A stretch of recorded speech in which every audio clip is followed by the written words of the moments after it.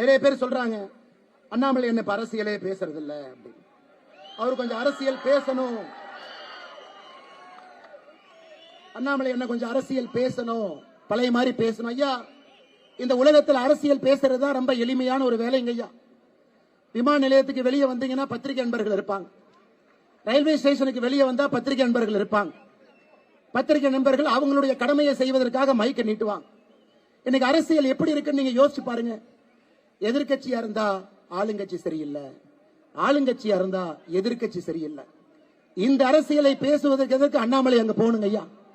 நாம் இந்த அரசியலை செய்வோம், அடிப்படை மாற்றத்திற்கான அரசியலை செய்வோம். தமிழகத்தில் இப்பதான் இத்தனை ஆண்டு காலம் கழித்து மக்களுக்கு பிடிக்குதோ இல்லையோ ஒரு புரட்சி நடந்திருக்கு. ஒரு முதலமைச்சர் ஆட்சிக்கு வந்திருக்கிறாங்க.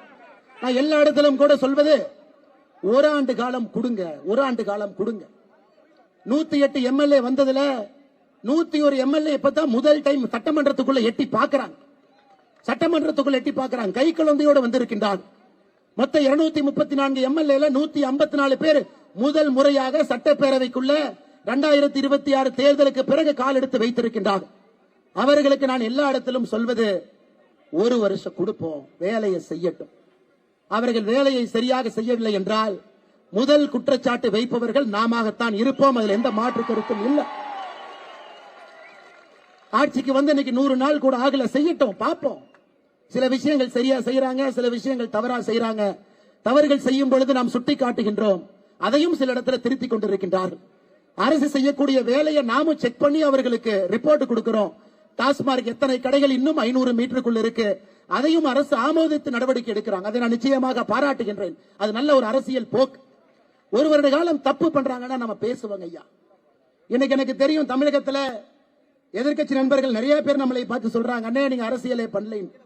எனக்கு எதிர்கட்சி பண்ணக்கூடிய அரசியல் என்னன்னா, எப்படியாவது இந்த ஆளுங்கட்சியை கவுத்து ஆட்சிக்கு வர வேண்டும் என்பதுதான் எதிர்கட்சிகள் செய்யக்கூடிய அரசியலா இருக்கு. அதுக்கு ஆபரேஷன் மெகாலயான்னு ஒரு பேரு, புள்ள உடிக்கிற மாதிரி 10 எம்எல்ஏ புடிச்சிட்டு வாங்க, அவங்கள சபாநாயகரின் மீது நம்பிக்கையில்லா தீர்மானத்தை கொண்டு போங்க, அதுல ஆட்சியை கவலுங்க ஐயா. தப்பா ஆட்சி பண்ணா ஆட்சியை கவலுப்புங்க ஐயா. ஒரு வருஷம் எல்லாரும் நேரம் கொடுங்க. எதற்கு காலையில வெந்நீரை ஊற்றியது போல எல்லாம் அப்படி சுத்திக்கிட்டே இருக்கிறீங்க, வேலை செய்யட்டும். அதே போல மத்திய அரசை பொறுத்தவரை இன்னைக்கு நண்பர்களுக்கு இந்த மேடையில் நான் சில விஷயத்தை போட்டு உடைக்க விரும்புகின்றேன். இன்னைக்கு நிறைய நம்முடைய பிஜேபி நண்பர்களாக இருக்கட்டும், மாற்றுக் கட்சி நண்பர்களாக இருக்கட்டும், அண்ணாமலை என்ன பிஜேபி விட்டு வரலீங்க, அவர் பிஜேபி பி டீமுங்க. அவர் டெல்லி எப்படி போனார் பாத்தீங்களா? ஜம்முன்னு போனார், 4 நாள் ரிசைன் பண்றார். அமித்ஷாவை பார்த்தார், எல்லாத்தையும் பார்த்தார், ஆனா சண்டையே போடலையே. சண்டை போட்டா தானே அவர் பிஜேபிக்கு எதிரி, சண்டையே போடலையே. அவர் மரியாதை நிமித்தமாக எல்லாத்தையும் பார்த்துட்டு, ஐயா உங்க வேலையில் நீங்க போங்க, என் வேலையில் நான் போறேன், எனக்கு ஒரு புது விதமான அரசியல் எண்ணம் இருக்கு, இதுல செஞ்சுக்கிறேன். அதுவும் போய் தான் அமித்ஷா அண்ணாமலையோட காதல் ஏதோ சொல்லி தமிழ்நாட்டுக்கு அனுப்பிச்சிருக்காரு. அது அண்ணாமலை பக்காவாக தமிழ்நாட்டில் வந்து செய்வதற்காக பிஜேபி பிளீன்டின். ஆமா, உண்மைதான். அமித்ஷா என் காதல் ஒரு விஷயத்தை சொன்னார், இத்தனை காலமாக சொல்லல, இந்த மேடையில சொல்றேன். அமித்ஷா அவர்கள் என்னை டெல்லிக்கு வர சொன்னாரு, டெல்லியில பொறுப்பெடுக்க சொன்னார். 3 ஆண்டுகளுக்கு மேல டெல்லியில் வந்து இருக்க வேண்டும் என்று சொன்ன பொழுது நமக்கு அது ஒத்து வராதுங்க ஐயா, நான் தமிழ்நாட்டில் இருந்துக்கிறேன், நமக்கு அது வேண்டாங்க ஐயா. நான் இங்கேயே சின்னமா பாவமா இங்கேயே மக்கள் சேவை பண்ணிக்கிட்டு நம்முடைய நண்பர்களோடு சகோதர சகோதரர்களோடு இங்கேயே இருந்துக்கிறேன்.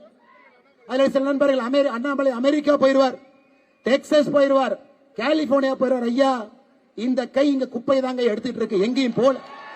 டெல்லியே போகாத இந்த அண்ணாமலை எங்க அமெரிக்காவுக்கு போக போறான்?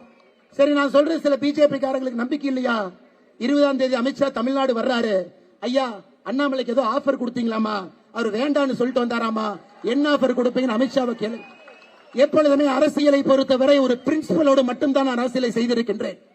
இங்கே பாரதிய ஜனதா கட்சியினுடைய மாநில தலைவராக இருந்த பொழுது தமிழ்நாட்டுக்கு எதிராக கர்நாடகாவில் மேகதாது அணை கட்டுகின்றார்கள் என்று தெரிந்து அங்கே ஆளுங்கட்சியாக இருந்த பாரதிய ஜனதா கட்சிக்கு எதிராக தமிழ்நாட்டில் பாரதிய ஜனதா கட்சி போராடியதை நான் சுட்டிக்காட்ட விரும்புகின்றேன்.